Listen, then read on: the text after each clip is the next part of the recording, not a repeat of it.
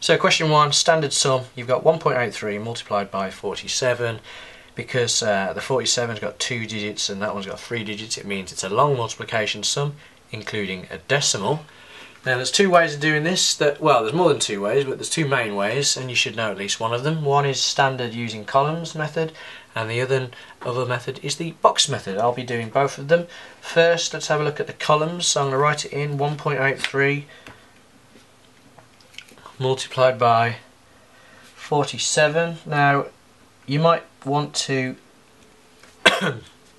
line up the columns with, say for example, the units with the units and so on, but you don't have to when it's multiplying, so it's up to you if you want to do that or not. So let's have a look. So remember, you're going to multiply everything across the top by the 7 on the first row. We'll do that first. Okay. For now we're just going to ignore that decimal point, sorry, for a second. We're just going to treat it as if we're doing 183 times 47. Okay. So we've got 3 times 7, that's 21. So carry the 2, 1, and you've got 8 times 7. Now 8 times 7 is 56. Then we've got to add the 2, that's 58. And you got 1 times 7, which is 7. Add the 5, which gives you 12. So little 1, 2, and then we've run out of numbers, so bring the 1 up. So you got 1281, that's 183 times 7. Now you're going to do 183 times the 4. Remember, that isn't really a 4, it's a 40, so you've got to add the 0 on first. Don't forget the 0. Many people lose marks because they've forgot the 0, done everything else right, but when you've added it together at the end, they've got it wrong. So we're just going to multiply all of those by the 4 now. So 3 times 4, that's 12, so little 1 there, and a 2. 8 times 4, that's 32. Add on the 1, 33, so little 3, big 3. 1 times 4 is 4, add the 3, that's 7. And that's what we've got for the next row. And now we're going to add them together. 1 plus 0, 1. 8 plus 2 is 10, so carry a 1, put a 0. 2 plus 3 plus 1 is 6. 1 plus 7 is 8. So, 183 multiplied by 47 is 8,601, but of course it's not 183, it's 1.83.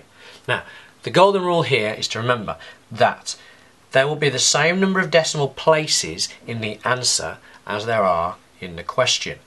The question has a total of 2 decimal places in that number, no decimal places in that number, that's 2 overall. So what I'm going to do here, starting from the back, I'm just going to go 2 backwards and then put the decimal point in between 86 and 01. So it's 86.01. Right, now I'm going to quickly do it using the box method. That is where you're going to take that number and you're going to split it up, and you're going to take that number and split it up. Again, we're going to treat it as 183 and 47. So you end up with 180 and 3, that's 183 along the top, and then 47, which is going to be as 40 and 7 down the side. Now you're going to put your lines in like that. Now you're going to multiply everything. So 40 times 100, you just do 1 times 4 is 4, add on 1, 2, 3 zeros.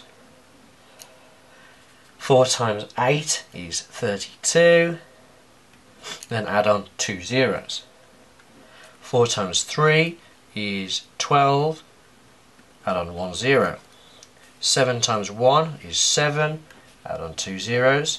7 times 8 is 56, and add on 1 0, that's 560. And 3 times 7 is 21. So now all we've got to do is add all that together. Now another mistake that people can make, because that bit's fairly easy, a mistake that people can make is not lining up their numbers correctly and then adding the wrong things together. Okay, so make sure you line up all the columns right. There you go. You don't have to do it in any sort of order, you can just do it as you see it, but I'm putting them in size order.